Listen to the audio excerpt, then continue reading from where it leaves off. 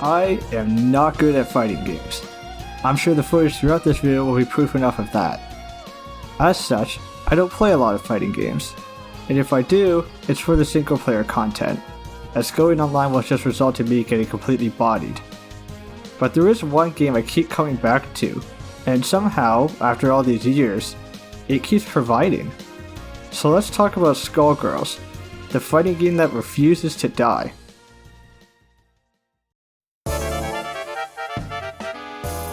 Okay, before I get into Skullgirls proper, I gotta talk about this game's history, because it's crazy that this thing is still alive, but I'll keep it short for the sake of brevity.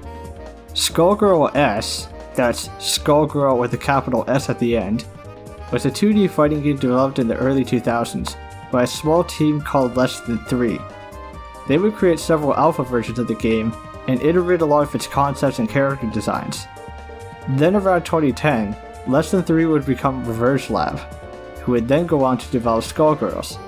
After obtaining publishers in Autumn Games and Konami, development was underway, and the game was released in 2012.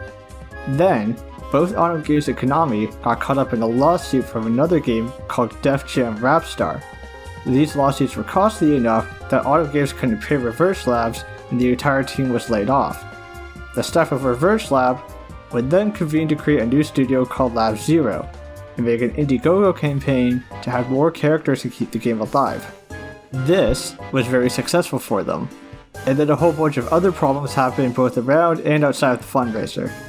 One of these was the publishing deal with Konami being cancelled, which caused Konami to take all the console ports off, and Lab Zero to publish the game again under the moniker Skullgirls Encore with Autumn Games, with an updated port called Second Encore coming out later. All the while a mobile game was developed with the help of Hidden Variable Studio, which expands on the lore and characters. Lab Zero's second project, Indivisible, then put more pressure on the developer, until finally some stuff happened to cause Lab Zero to shut down entirely. Ex-Lab Zero employees went on to form Future Club, and now with a combination of Autumn Games, Future Club, and Hidden Variable, Skullgirls continues to exist, and at the time of this video, has recently released its first new line of DLC characters. Okay, so I know that was a lot, so let's finally start talking about Skullgirls proper. The story revolves around something called the Skull Heart, a mystical artifact that is able to grant any wish of a girl that wishes upon it. However, if the wish isn't pure, the Skull Heart will corrupt the wishmaker over time, transforming them into a Skullgirl and cause havoc until someone else puts them down, and takes new ownership over the Skull Heart. But this game isn't just a Master of Martial Arts reference. While that's the premise of the game, the setting of Skullgirls provides a lot more, which is gradually revealed through the short campaigns of each character.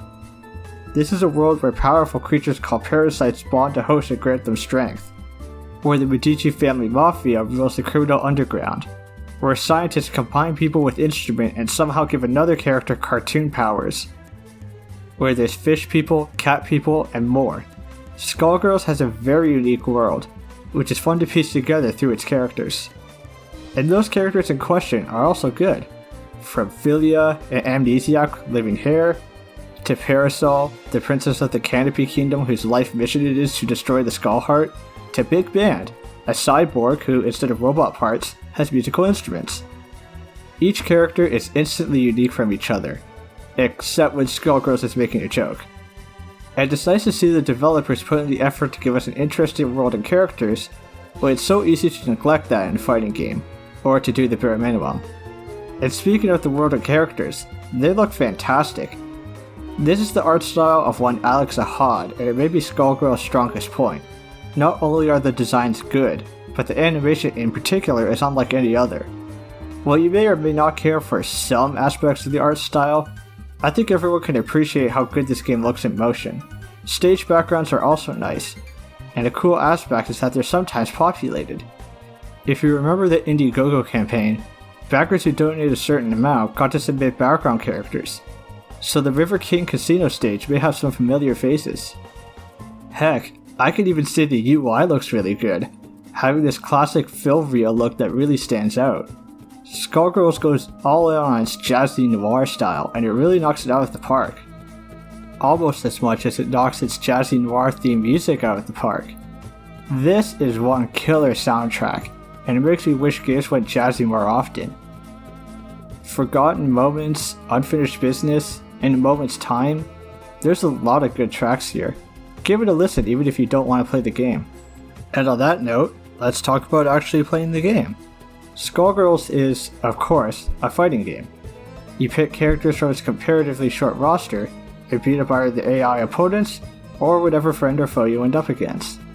While it may seem kinda standard at first glance, it's its particulars that this game excels. I'll start off by saying Skullgirls is pretty beginner friendly from my experience, having a thorough tutorial section to teach you basic concepts and the particulars of each character. If you want more though, the game has, over the years, added more complex character-specific combo courses for you to try. Another good thing is that you don't have to worry about memorizing a bunch of different characters, as, like I said before, the roster isn't that large. To some it might be a bad thing, but I prefer to think of it as focused. Within this small roster though is a lot of variety, from aggressive characters to grapplers to those who attack from a ranged position. There's likely some gameplay style here you'll like. Skullgirls also doesn't have the super complex combat of other games. Each character has light, medium, and heavy punches and kicks, with special moves 90% of the time being a quarter circle or dragon punch input. If that made no sense to you, I mean to say that the special moves are relatively easy to pull off compared to other games that require you to trace a pretzel with your joystick. This includes the super moves as well. It also has the mechanic to detect when you're stuck in an infinite combo and allows you to burst out of it. This is an easy to play game with a high skill ceiling. You can have fun casual and pull off some ridiculous stuff with enough practice.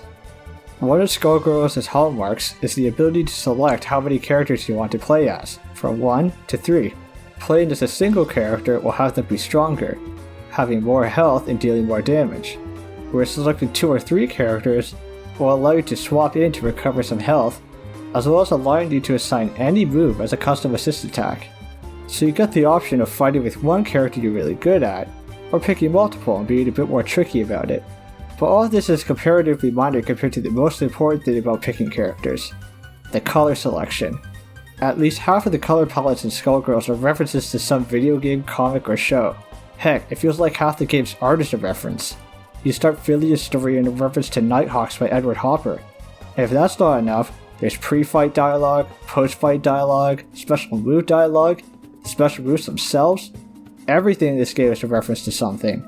And it's weird how whenever I come back to it, I find a reference I didn't get before.